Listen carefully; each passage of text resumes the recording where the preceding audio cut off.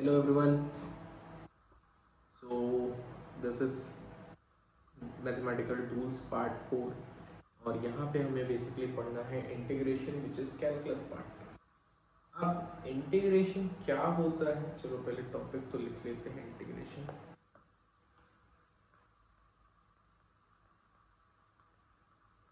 Integration basically meaning इसका ये है, जैसे आपने डिफरेंशिएशन पढ़ा था ना, कोई भी बहुत बड़ी चीज को आपको क्या करते थे, छोटा कर लेते थे। छोटे से उसमें हमने dy बाई डी एक्स निकाल कर समझा भी था उसका फिजिकल मीनिंग क्या है। यहाँ पे इंटीग्रेशन में बेसिकली आपको ये चीज करनी है कि कोई भी छोटी चीज को बड़ा कैसे करना है। सपोज करो आपके पास एक कोई कर्व है, इस कर्व का, तो आप इस कर्व, चलो इससे अच्छा एग्जांपल अगर हम समझें तो बेसिक सी चीज ये है कि सपोज करो आपके पास कोई भी एक सर्कल है, इस सर्कल का इस छोटे से पार्ट में,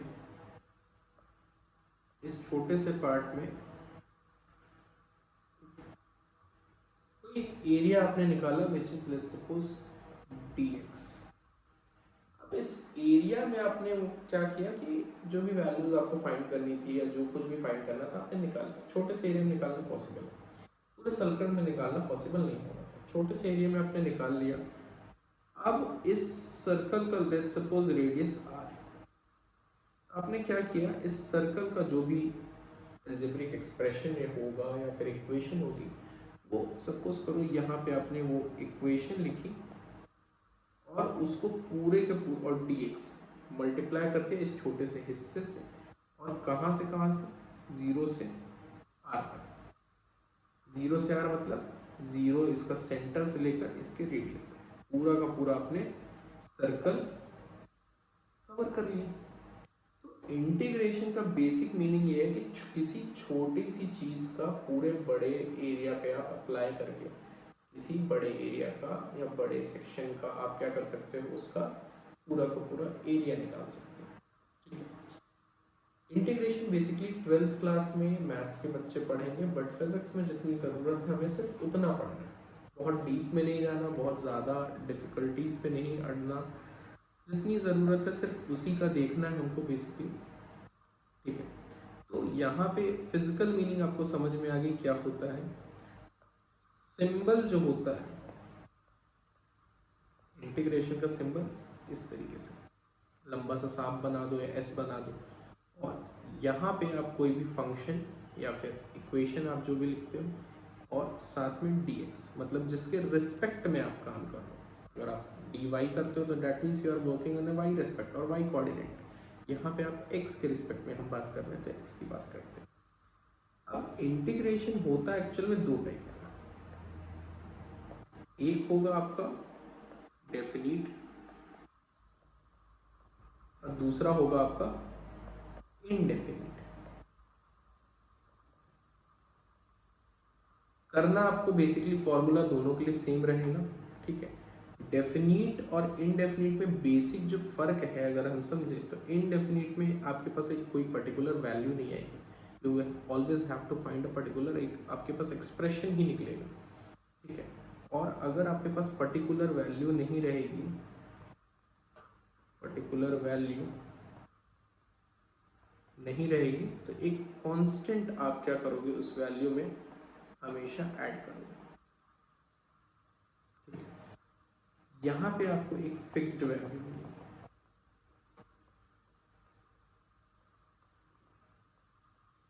यहाँ पे आपको प्रॉपर फिक्स्ड वैल्यू। तो जरा यहाँ फॉर्मूले देख लेते हैं कुछ कुछ, और मैंने आपको डिफरेंशिएशन में बताया था कि दोनों में से किसी एक का फॉर्मूला याद रखिए, बेहतर होता है आपके समझने के लिए, हौच पौच नहीं होगी, खिचड़ी नहीं बनेगी।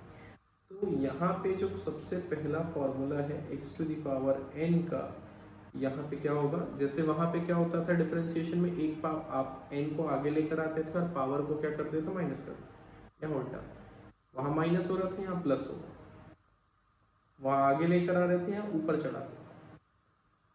पहला वाला ये बहुत ज़्यादा यूज होगा। दूसरा, जैसे वहाँ किसी कांस्टेंट का अगर आप डिफरेंशिएशन करते थे तो क्या हो जाती थी, ज़ीरो हो जाता था। लेकिन यहाँ पे अगर किसी कांस्टेंट का आप डिफरेंशिएशन करोगे, या सॉरी, यहाँ पे जब आप किसी कांस्टेंट का इंटीग्रेशन करोगे तो आपको क्या हो जाएगा, यहाँ पे एक्स मिलेगा। थर्ड, अब यहाँ पे जो साइन एक्स का हो, साइन एक्स का यहाँ पे आपको क्या मिलेगा, माइनस कॉस एक्स। तो भाई कॉस एक्स का क्या मिलेगा, कॉस एक्स का बड़ा आसान है, sine x. Fifth, ten X का क्या मिलेगा, फिर टेन एक्स का वहां पे क्या मिलता था हमको,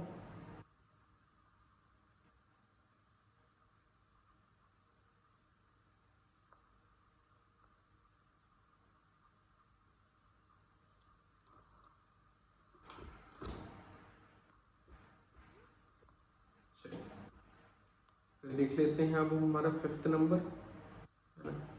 फिफ्थ नंबर में हमारा है सेक स्क्वायर एक्स। इसकी वैल्यू क्या मिलेगी, हम सेक स्क्वायर एक्स की वैल्यू मिलेगी हमें टेन एक्स। अब यहाँ पे सिक्स्थ नंबर क्या है हमारा, integration of cos square X, इसकी वैल्यू आती है minus X. Seven, sec X tan X का इंटीग्रेशन आपका क्या आएगा, सेक एक्स। और last eighth one, differentiation of cosec X cot X, ये मिलेगा आपको माइनस कॉसेक एक्स। तो बेसिकली आपके पास ये जो आई है वैल्यूज, ये है ट्रिग्नोमेट्रिक,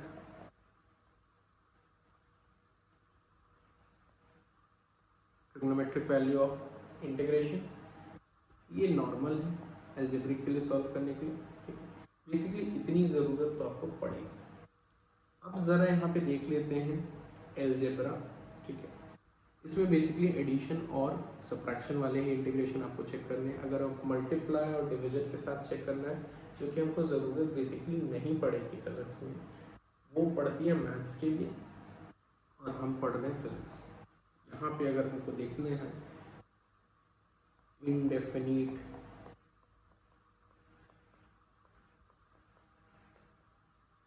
इंटीग्रेशन, इनडेफिनिट इंटीग्रेशन में नो लिमिट इज इन्वॉल्व,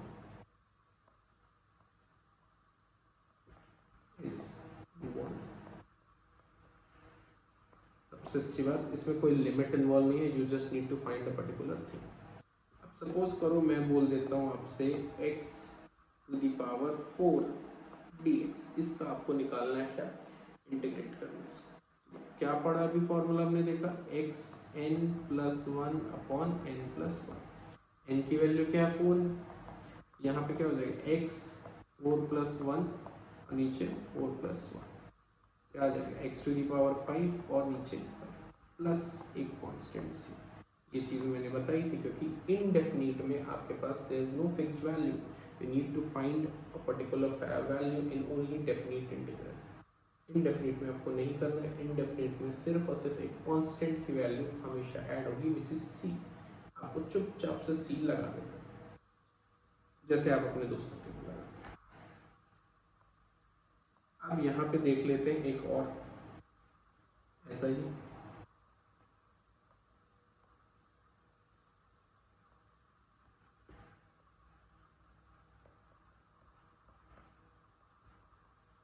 अगर ये वाला मैं पूछ दूँ आपसे, what is this value of this integration, चुपचाप से आपको अलग अलग जैसा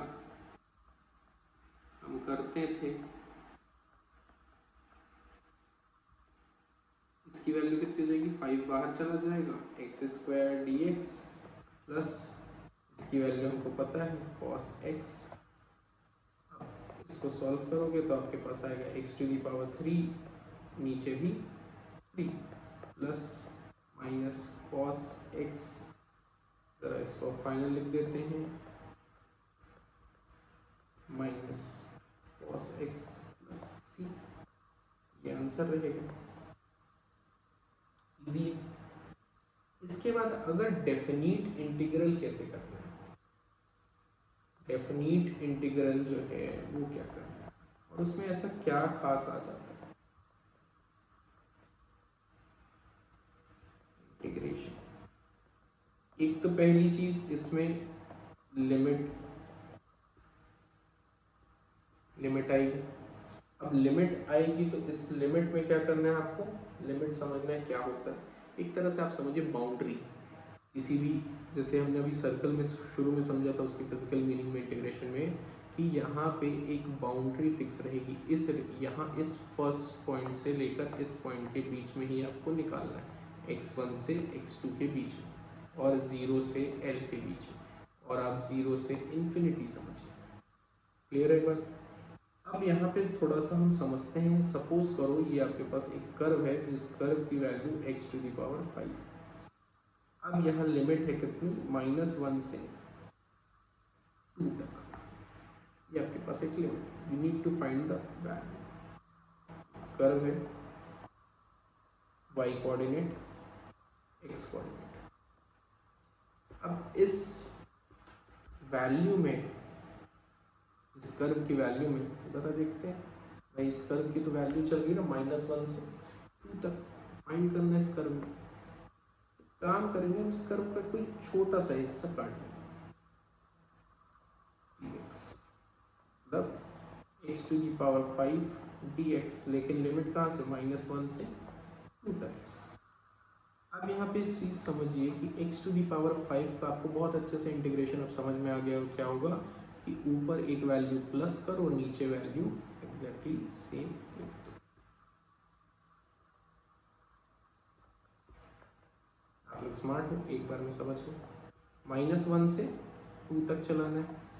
तो एक चीज़ यहाँ समझिए, आपको क्या करना है, अपर लिमिट माइनस लोअर,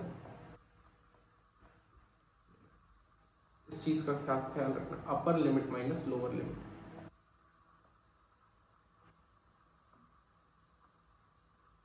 बस इसी पे खेल है, डेफिनेट में सिर्फ इसी पे खेल है। लगा दो चुपचाप से, x⁵ माइनस -1⁶/6 2⁶ करोगे तो कितना आता है, 2⁵ में आपको क्या मिल जाता है, 32। 2⁶ करोगे विच इज 64/6 माइनस, अब यहाँ पे आपको 1⁶ which is 1 only. You have a particular value 63/6। आपको एक वैल्यू मिल रही है यहाँ, जो वैल्यू मिल रही है तो इसी की हम बात कर रहे थे कि यहाँ पे फिक्स्ड वैल्यू मिलती है, आपको कोई भी कांस्टेंट सी इंट्रोड्यूस नहीं करना है। एक और देख लेते हैं एग्जांपल, ट्रिग्नोमेट्री वाला।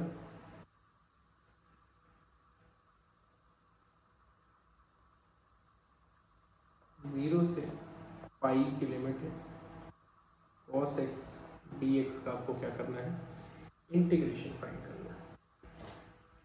अब इसमें आपको ध्यान से देखिए, cos का आपको पता है इंटीग्रेशन क्या होता है, sin x,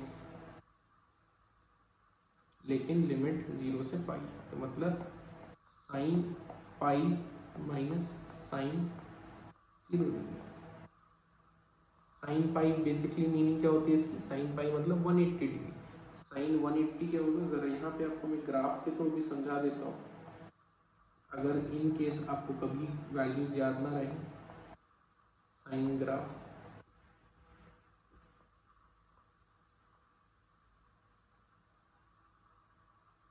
ये 0 डिग्री,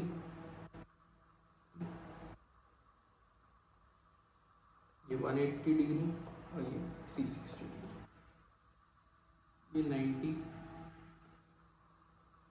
270। साइन की जो वैल्यू होती है वो हमेशा चलती है कहाँ से, -1 से +1। ये उसकी बाउंड्री कंडीशन, आप ये समझिए। कॉस की भी यही होती है, बट कॉस का ग्राफ थोड़ा सा अलग होता है। अब यहाँ पे जो आप देख रहे हो, यहाँ पे तो आपको पता है साइन 91 होता है, और यहाँ पे आपको साइन -90 माइनस 1 मिलता है 270, और यहाँ पे आपको 1 मिलता है। बाकी इस पॉइंट पे 0 मिलेगा, यहाँ पे आपको भी 0 मिलेगा। आप देख सकते हो वैल्यू ग्राफ जहाँ पे ऊपर है सबसे ज़्यादा वैल्यू आपको यहीं पे मिलेगी। ठीक है, अब यहाँ पे आपको ये चीज़ समझ में आ गई होगी। चलिए इस पे आते हैं। साइन 180 की वैल्यू 0 माइनस साइन 0 की वैल्यू भी 0। आंसर कितना? क्लियर है ये बात? इसमें कहीं भी मेरे ख्याल से डाउट नहीं है, बड़ा इजी है ये चीज़। अब इसमें एक चीज़ समझते हैं हम कि चेन रूल अगर आ गया, मतलब अगर सपोज करो, अभी तक तो बड़ा इजी है। अब अगर मैं बोल दूँ साइन 4x का मेरे को चाहिए इंटीग्रेशन, ये क्या बवाल आ गया? साइन 4x, साइन x का तो हमको पता माइनस कॉस x है, आराम से निकाल लें, कोई दिक्कत नहीं, शेयर है अपन तो। अब इस वाले सीन में कैसे करना है? सेम तरीका, आपको 4x को क्या इमेजिन कर लो, आपको इस 4x को इमेजिन x, साइन x बन जाएगा, ये मन में मान लें, कहीं और आपको ना बताना है ना कुछ करना है, ना कहीं लिखना है लेट 4x बी x, ऐसा कुछ नहीं, बस मन में कैलकुलेट करना है। साइन 4x को आपने मान लिया साइन x, साइन x का आपको मालूम है क्या होता है? साइन x का आता है माइनस कॉस x, चुपचाप माइनस कॉस तो लिख दिया। x को क्या माना था? 4x। डिफरेंशिएशन में क्या करते थे हम, जो वैल्यू वापस बच गई है, सपोज 4x बच गई, तो उसका हम निकाल के मल्टीप्लाई करते हैं। यहाँ पे नहीं करना आपको, यहाँ पे डिनोमिनेटर में आके उसका डिफरेंशिएशन करना है। तो 4x का डिफरेंशिएशन 4, ये आपके पास वैल्यू आ जाएगा प्लस c, बिकॉज ये कैसा इंटीग्रेशन था? ये था आपका इनडेफिनिट इंटीग्रेशन, और इनडेफिनिट में आपको हमेशा plus c which is constant की वैल्यू ऐड करनी है। तो आपको चेन रूल के लिए अगर मैं ट्रिक बता दूं,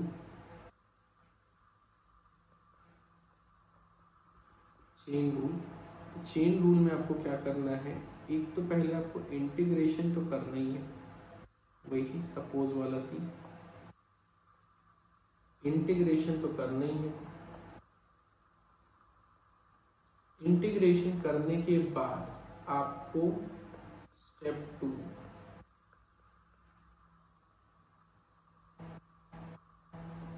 डिनोमिनेटर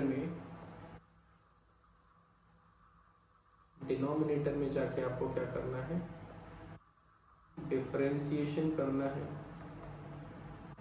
क्या जगह कम हो गई? डिनोमिनेटर में जाके